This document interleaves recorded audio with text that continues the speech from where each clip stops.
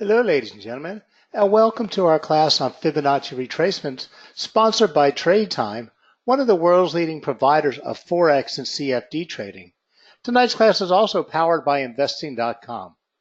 Now, if you like, during class, you can go to www.tradetime.com and sign up for a demo account and use their charts and follow along with us. Or after class is over, you can go set up a demo account. Simply need a username and password. There's no deposit required, no credit cards required. And then you can start defining your account, customizing, and then trade the world's largest market with one of the most advanced dynamic trading platforms available. Now, as you notice, the ETX platform is brought to you by TradeTime, and you can explore this advanced trading platform at any time in using their web-based trading. And if you notice, it's very easy on the eyes, and it's set up and easy for users to see what they need. So try TradeTime's advanced electronic web-based trading platform. It's intuitive, it's advanced, and it allows you to customize your alerts and all of your trading needs. TradeTime also generates some of the most advanced live signals that you can get to the marketplace.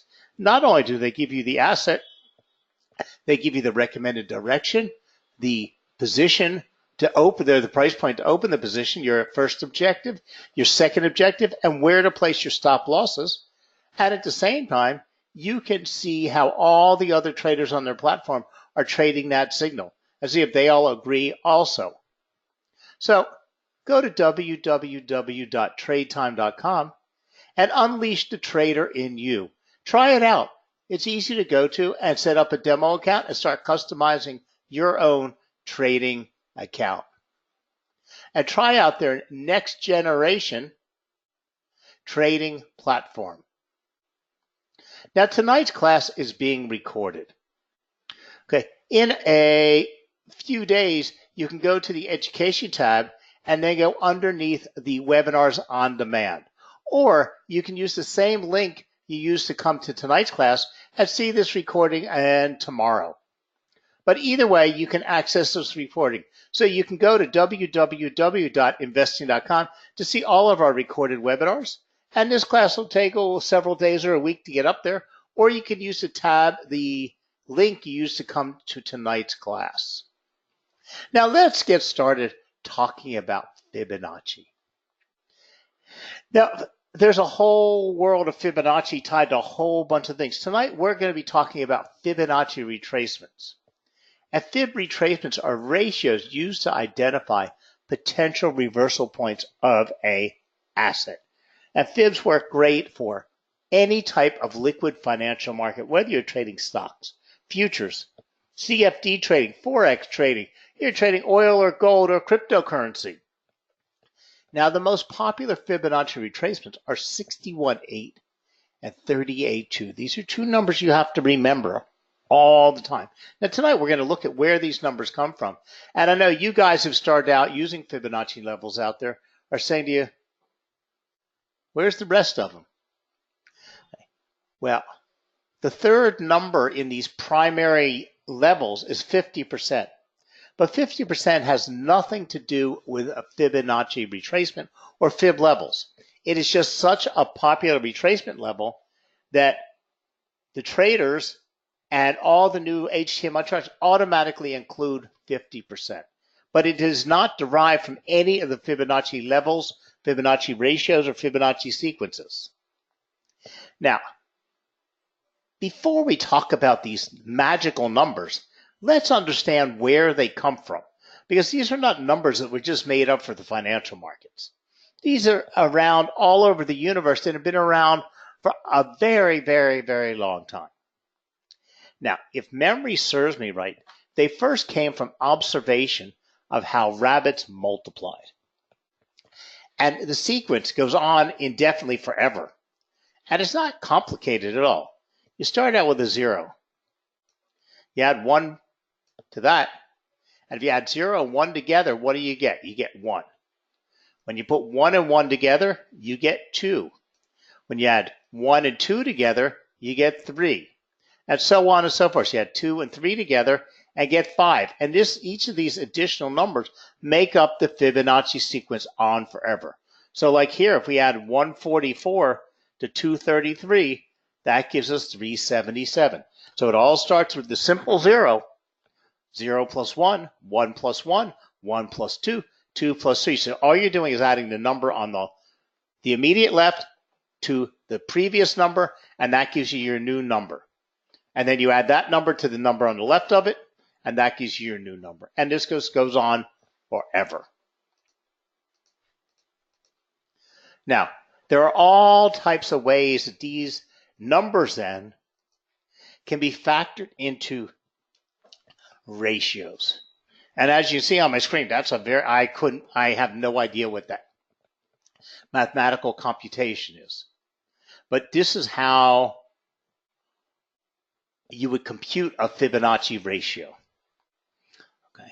And they extend on to infinity.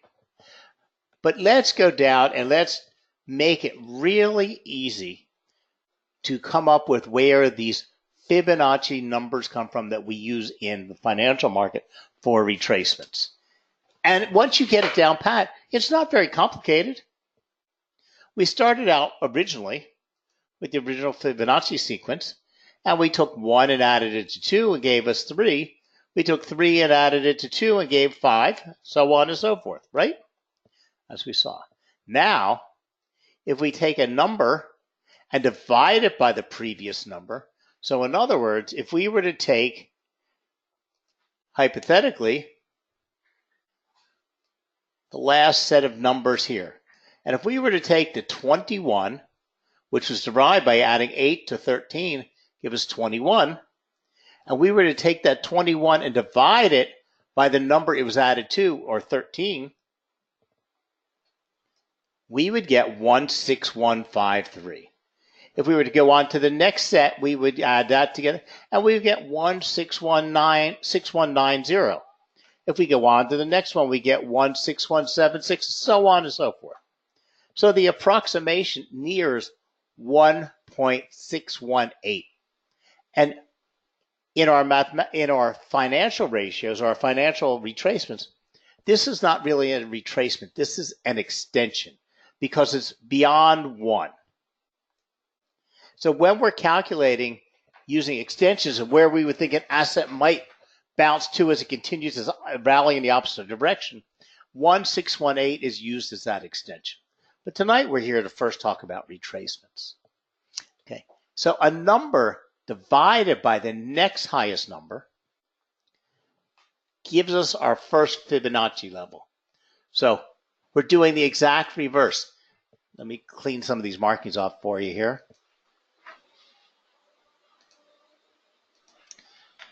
And if we were to stick with this 8, 13, and 21 numbers of the Fibonacci levels, Fibonacci sequence, and we were to take, instead of, here we took the 21 and divided it by 13. If we were to do the reverse, we were to take the 13 and divide it by 21, it would give us 0.619. If we were to go to the next set, that would give us 0.617. If we go to the next set, it gives 0.618. Next set, 6179. So this is approximated at 0.6180, which is our first number in our retracements, our retracement ratios. Then if we were to go one step farther, and we would take this and jump a digit. So in other words, if we were to take the 8, 13, and 21 sequence and add the 13 to the 21, that would give us what? 34. And if we were to take that 34 and divide it by two numbers back, not the 21, but the number prior to it, still the number that made it up because we added 13 and 21 to get 34. But we go 2 digits back and divide that. That gives us 3.818. And as we go on farther and farther, 382, 3819. So this approximates out to 0.382, which is our second important level in our Fibonacci ratio. If we were to go to the third level, so in other words, we would take the 34 and add it to the 21, what would we have? We would have 55. If we were to take that 55 and divide it by 3 levels back, that's 13, it would give us 23.6, which is our shallowest retracement level. So therefore, we have 4 numbers that we find important that make up our Fibonacci ratios. We have 618, 382, 236, and then we have one extension of 16180. Okay. These numbers have to be, you have to understand where these numbers come from. Now, you don't ever have to do any of these calculations again because Fibonacci grids automatically drop it onto your charts. But we start out with the big number, which is the extension, which is 1.618. This is referred to in nature. Not this mathematical sequence that we looked at was not developed for the financial markets. No statistician, no person in modern history since we've had the financial market has come up with these numbers. These numbers have been around and these divisions and all of these sequences and ratios for hundreds of years.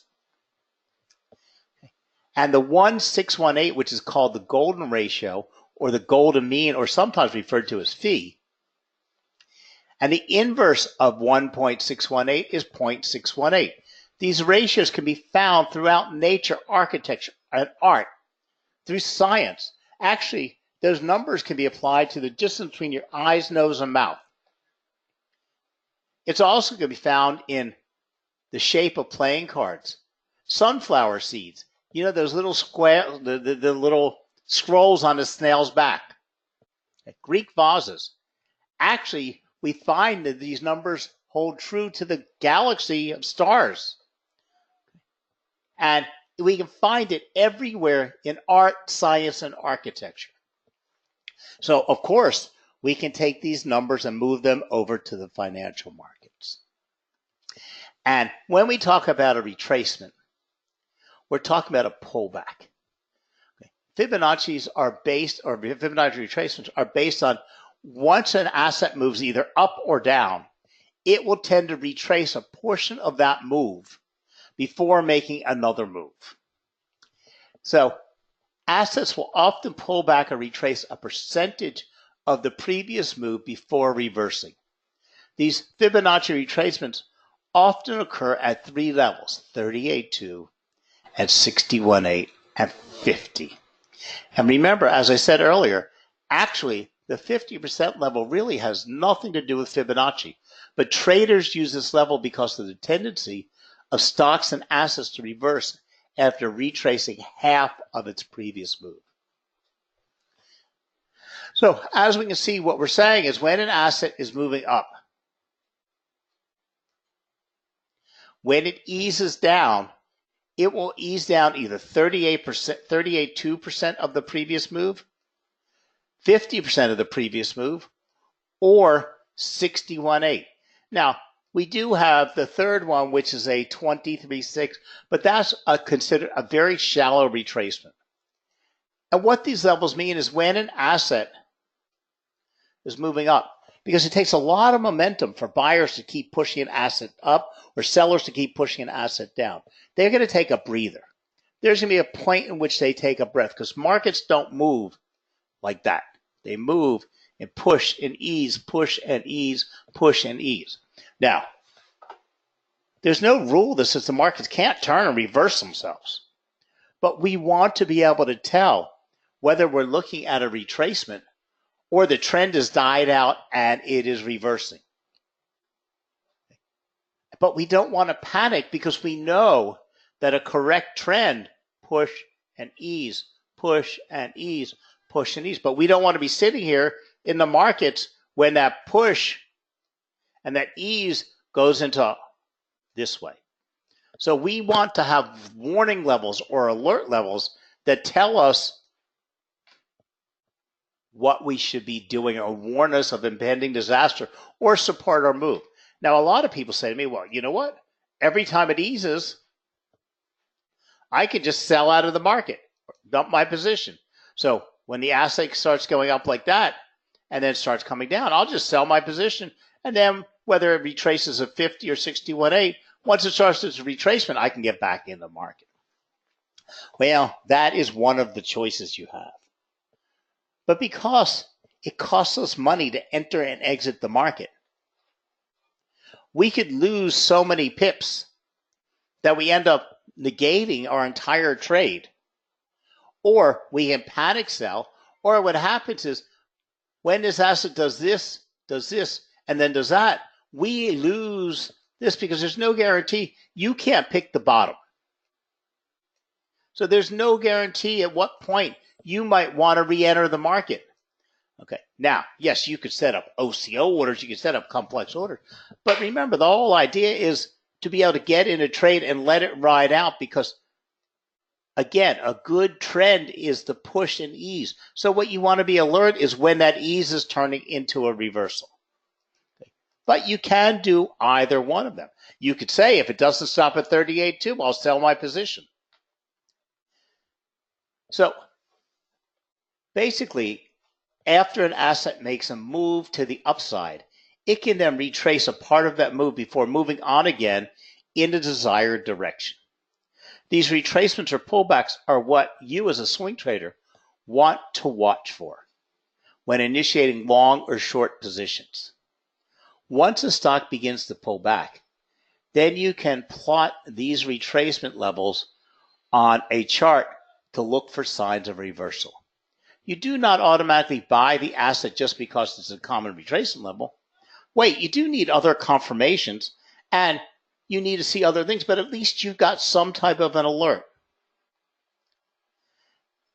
Now, today, because of HTML charting and computerized charts, it's very, very easy. All you do is locate the swing high and the swing low of a previous trend, and it's always the previous trend. So if you're in it moving up now, you want to locate that downtrend and find the lowest point it was and the highest point it was, and pull your Fibonacci grid on to that chart.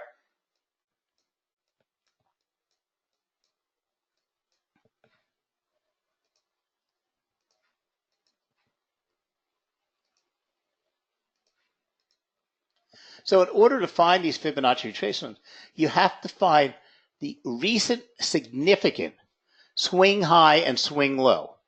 Then for a downtrend, click on the swing high and just simply drag the cursor when you have the Fibonacci retracement tool done and drag the cursor to the swing low. For uptrends, do the opposite. Click on the swing low and drag the cursor to the up, and the system will do all the calculations and drop everything on the charts for you. There's nothing, no calculations you have to do. There's nothing else you have to do. So in other words, we locate the swing low. We locate the swing high of the previous move. So you see this uptrend is over. This uptrend ended here. And so we take our Fibonacci and we take it here, and then we pull it down our charts. And you see it's already done a calculate 23.6, 38.2, 50, 61.8, 76.4 is also like 23.6. It's a very secondary number, and 1.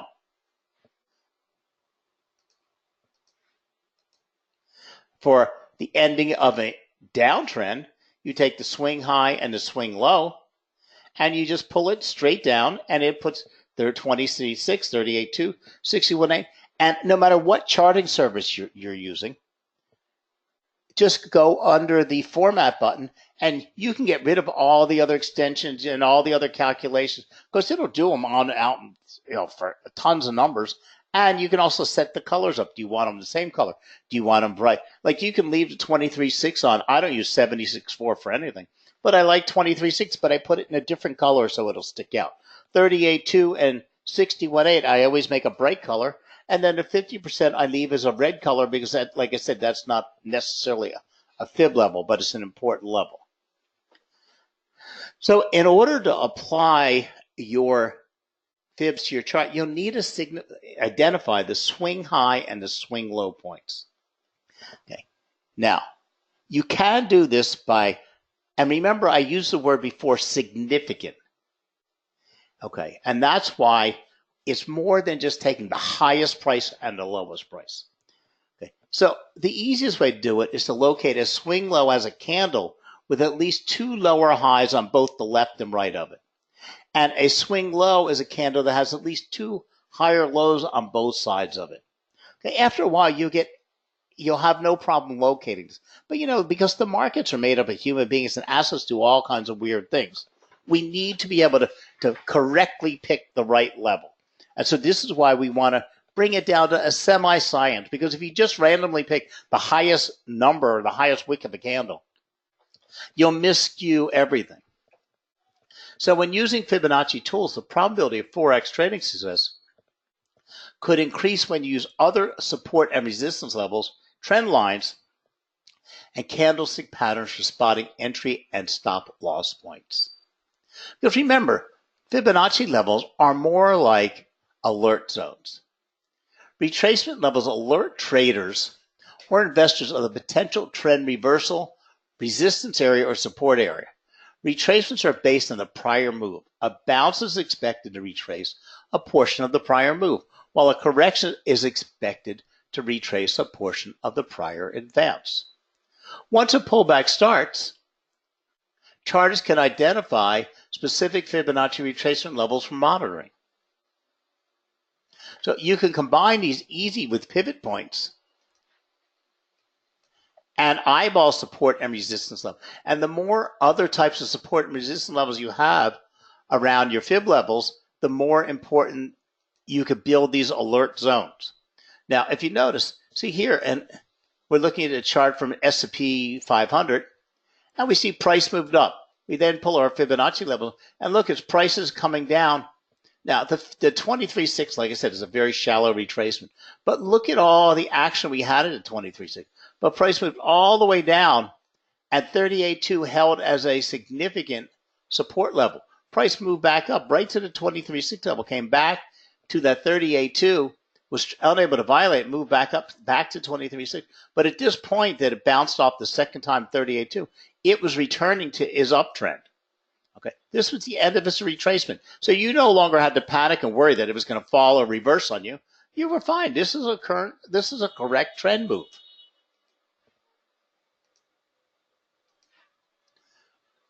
So it's easy. Find the previous advance, the previous point, pull the cursor up, and then pull your Fibonacci table on. And look at this. As price started to decline back, it came right down to the all-important 50 level and bounced off that 50 level and moved back up. So again, your alert levels held and you didn't have to sell out of the market because you were in a panic. Now the inverse applies to a bounce or corrective advance after a decline. Once a bounce begins, charters can identify specific Fibonacci retracement levels for monitoring. As a correction approaches these retracements, charters should become more alert for the potential bearish reversal. So you can see it here in a stock chart. It's very easy to see. There's nothing too complex to a Fibonacci level. It's learning how to react to them and how to monitor them. Keep in mind that these retracement levels are not hard reversal points. Instead, they serve as alert zones for potential reversals. It is at this point that traders should employ other aspects of technical analysis to identify or confirm reversals.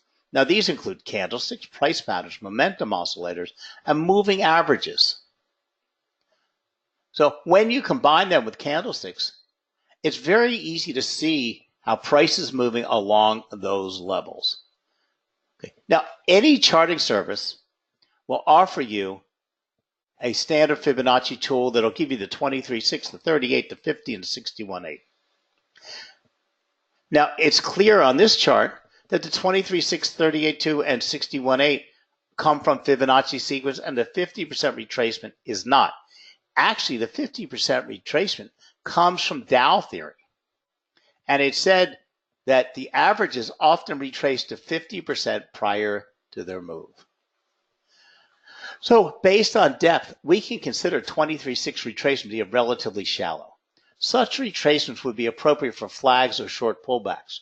Retracements in the 38.2 to 50% trade are considered moderate. And even though deeper, the 61.8 retracement can be referred to as a golden retracement. It is, after all, based on the golden ratio. Now, shallow retracements occur, but catching these require a close watch and a quick trigger finger. So most traders deal predominantly with 38.2, 50, and 61.8.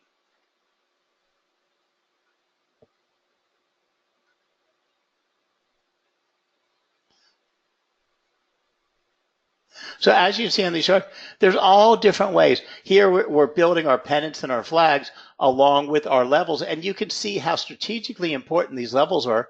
And by using, like here at the bottom, we're using Williams %R to confirm these levels. But a great way to work with fibs is to use simple volume. You'll see how the trader's reacting as price moves to those fib levels. And by looking at volume, you can tell whether those fib levels should hold or traders are still on the sideline, or are they selling out of a position.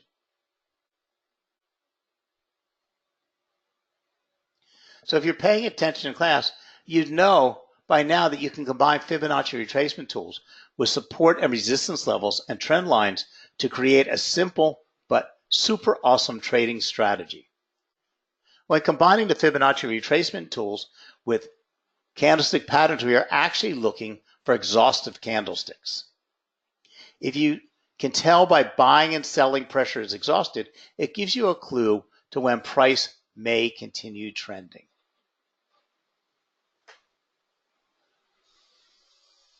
So as you can see here, we have a green bullish candle as we break that 61.8 level. So that's telling us that the markets have moved to a more positive level and should continue their rally against the previous trend. But on the other hand, if we get a doji smack in the middle of a fib level, we might want to worry about that because that's telling you there's market indecisiveness. And here we can see that the buyers are exhausted. So they're not moving back in. So most likely the asset will continue in its downward movement.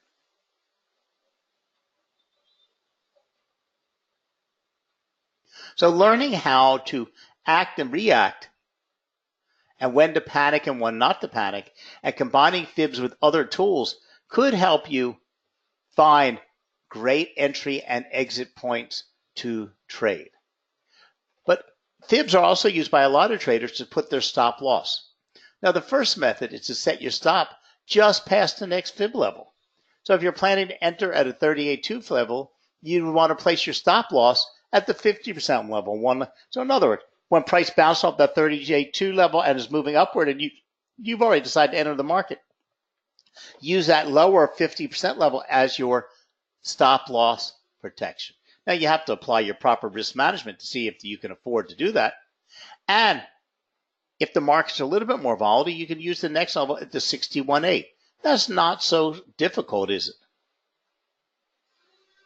Now, if you want to be a little safer, another way to set your stops would be to place them past the recent swing high or swing low.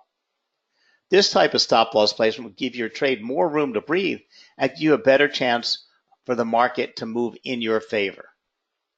Now, which is better? The truth is, just like in combining the fib retracement tool with support and resistance trend lines and candlesticks to find a better entry, it would be best for you to use your knowledge of these tools to analyze the current environment to pick a good stop loss point. As much as possible, you shouldn't rely solely on fib levels as support and resistance points as the basis for a stop loss placement. Remember, stop loss placement isn't a sure thing, and this is where you need to employ your money management and your risk management. Everybody is different. But remember, Fibonacci retracements are often used to identify the end of a correction or a counter trend bounce. Corrections and counter trend bounces often retrace a portion of the prior move. While a short 23.6 move does occur, 38.2 to 61.8 covers the more possibilities. This zone may seem big, but it's just a reversal alert zone. Other technical signals are needed to confirm a reversal. Reversals can be confirmed with candlesticks, momentum indicators, volume, or chart patterns. In fact, the more confirming signals you have, the more robust the signal. So remember, Fibs are a great way to add more information to your charts and give you an alert and keep you heads up in the market. So try them. They're not very complicated, and you'll be trading with fibs in no time flat. Thank you very much for joining us, and thank you for supporting investing.com and Trade Time. Bye now.